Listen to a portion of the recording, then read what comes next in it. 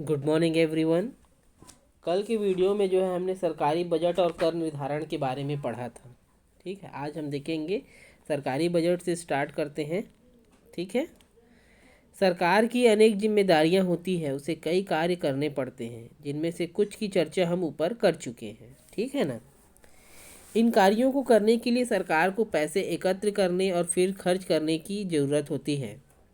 इन कार्यों को करने के लिए कितनी धनराशि की आवश्यकता होती है, उसे लोगों से टैक्स के रूप में एकत्र की जाती है। सरकार कई तरह के कर लगाती है, जिसकी चर्चा हम इस अध्याय में करेंगे।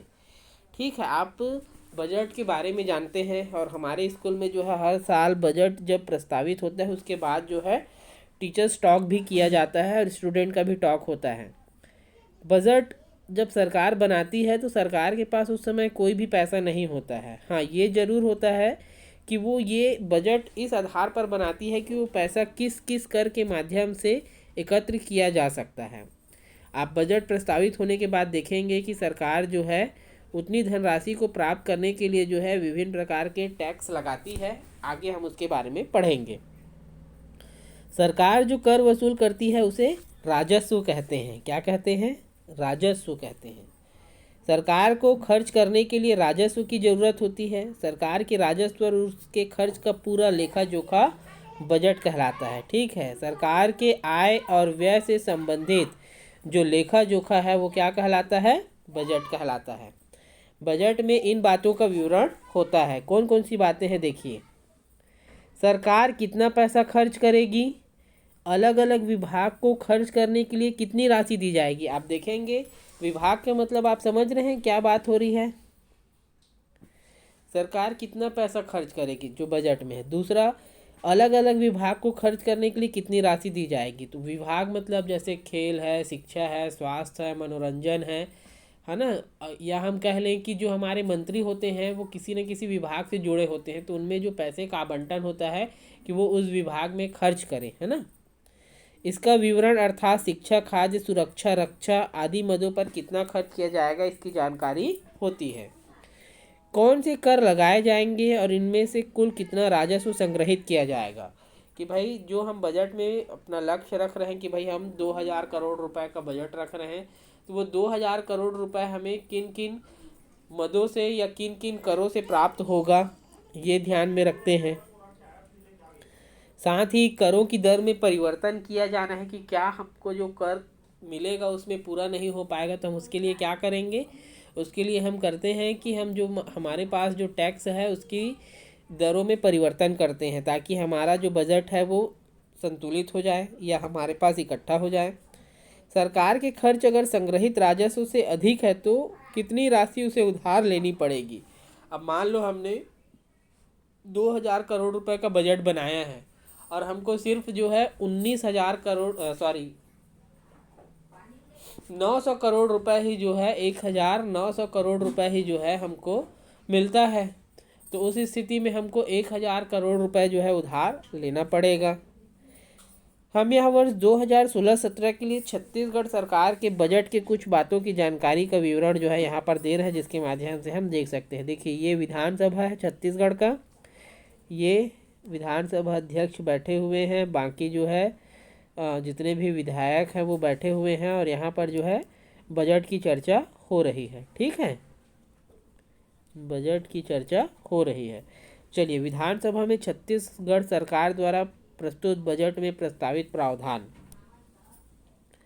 वर्ष 2016-17 में कुल 70,000 करोड़ रुपए खर्च होंगे, जो 2015-16 की तुलना में 6% ज़्यादा है। ठीक है, सन 16-17 का जो बजट है वो 70,000 करोड़ का है, जो 15-16 की तुलना में 6% ज़्यादा है।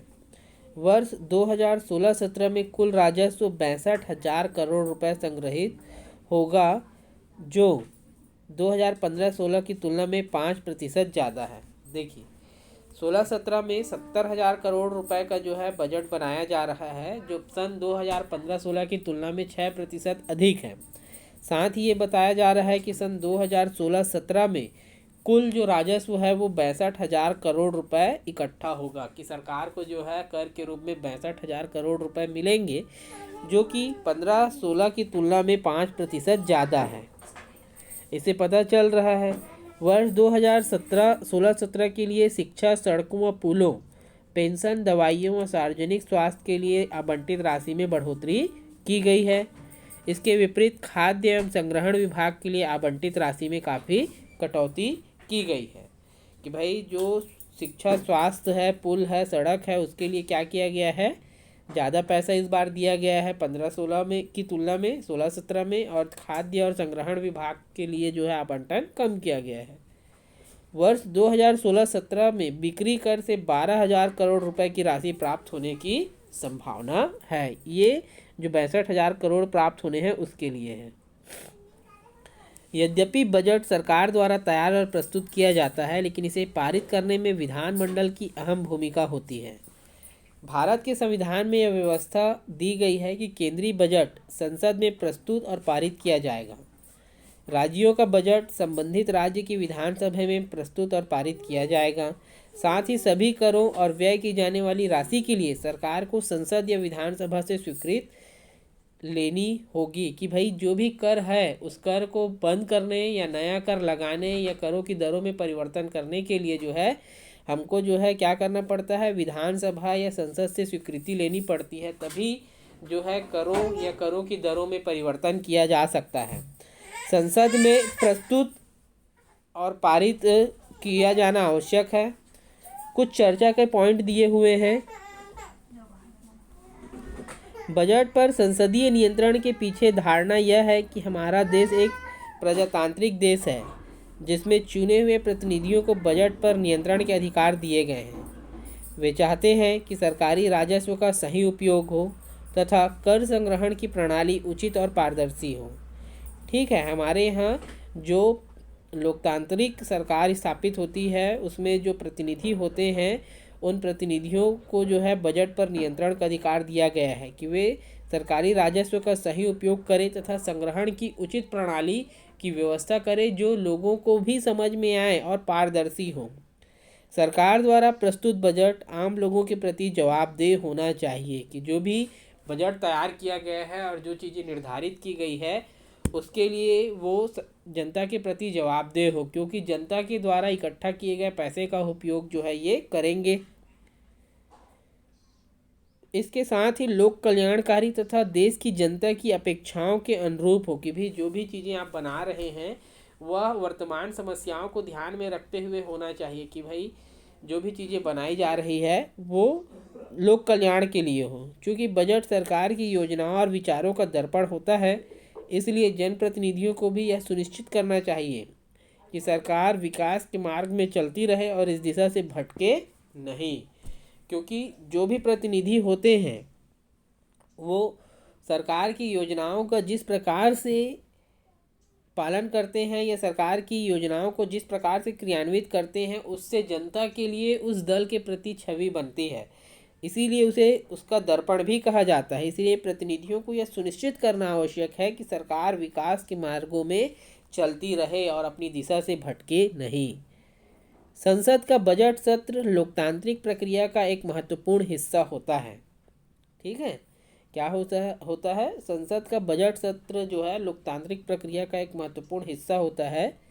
बजट पारित करने से पहले उस पर कई दिनों तक लंबी चर्चा की जाती है। विपक्ष सरकार के बजट पर बहस, आलोचना और रचनात्मक सुझाव देकर अहम भूमिका निभा सकती है। सरकार की जवाबदेही को लेकर आम लोगों की ओर से भी सीधा दबाव पड़ता है। ठीक है, इसका हम एक उदाहरण देख सकते हैं। जनता की भागीदारी और बजट।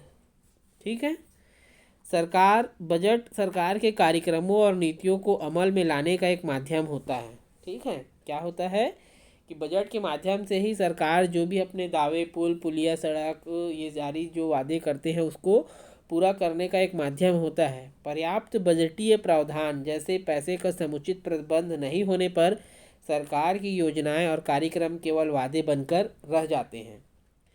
राष्ट्रीय खाद्य सुरक्षा कानून के प्रभावी क्रियान्वयन के लिए रोजी रोटी अधिकार अभियान, ठीक है, क्या रोजी रोटी अधिकार अभियान, एक एनजीओ के कार्यकर्ता ने दिल्ली सरकार से मुलाकात की। उन्होंने बताया कि सरकार ने सार्वजनिक वितरण व्यवस्था के तहत दाल या तेल को शामिल नहीं किया है, जबकि ये उसका चुनावी वादा था। ठीक है, एक एनजीओ है, उन्होंने क्या बताया कि सरकार ने चुनाव से पहले ये वादा किया था कि जो पीडीएस पर प्रणाली है, जो न्यूनतम समर्थन मूल्य पर जो खाद्यान्न सुविधा उपलब्ध कराई जाती है, उसमें दाल और तेल को भी शामिल किया जाना था। और ये उसका चुनावी वादा था कि चुनाव के दौरान उन्होंने ये वादा किया था। कई राज्यों में सार्वजनिक वितरण प्रणाली के तहत दाल या तेल उपलब्ध करवाया जाता है। इतना ही नहीं, शनिवार को होने वाले पब्लिक ऑडिट को भी बंद करवा दिया गया है कि जो पब्लिक जो है जांच करती थी कि कितना सामान आया है, उसको भी जो है बंद करवा दिया गया है। उचित मूल्य की दुकानों में राशन कब तक पहुंच जाएगा, इसकी सूचना देने वाले एसएमएस अलर्ट को भी बंद कर दिए गए हैं। जबकि पहले तक क्या होता था कि लोगों के मोबाइल नंबर पर जो है राशन की सुविधा आ जाती थी कि आपका राशन जो है पहुंच गया है, आप जाकर ले सकते हैं, लेकिन उसको भी अब क्या किया गया है, बंद करा दिया गया है। दिल्ली सरकार को सौंपे गए चार्टर में यह भी मांग की गई है कि बच्चों को रोजाना मध्याह्न भोजन या आंगनबाड़ियों में अंडे, दूध और फल दिए जाएं। चार्टर में यह भी उल्लेख किया गया है कि दिल्ली के सभी जिलों में मातृत्व अधिकारों का क्रियान्वयन बाकी है।